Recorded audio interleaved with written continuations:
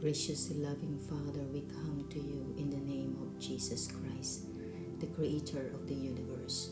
You made the heaven and the earth. You are the Alpha and the Omega. As we unite in prayer with our sisters and brothers across the world, as we face this difficult situation, your word says in 2 Chronicles chapter 7 verse 14, "If my people who are called by my name will humble themselves and pray and seek my face and turn their wicked ways, then I will hear from heaven and I will heal their land." We unite in prayer and cry out for the healing of our nations and the world. Touch the heart of your people for repentance and turn their eyes to you alone, Jesus. We pray for the Frontlines in this pandemic, the health workers, doctors, and nurses, police, military, government officials, the ill, the aged, those who are limited resources, and those who have no source of income, those who lost their loved ones. Let your divine protection be upon them. Cover them with your precious blood, Lord Jesus.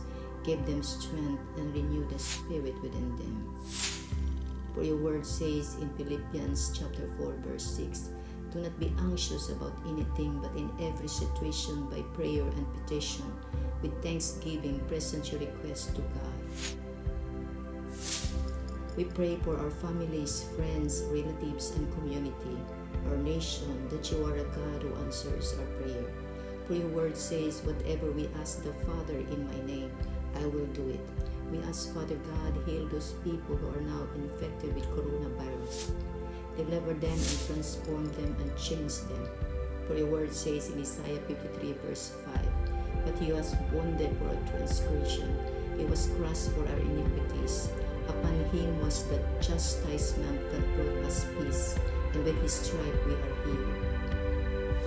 I declare healing for those who are infected from coronavirus in the name of Jesus, from the crown of their head down to the sole of their feet.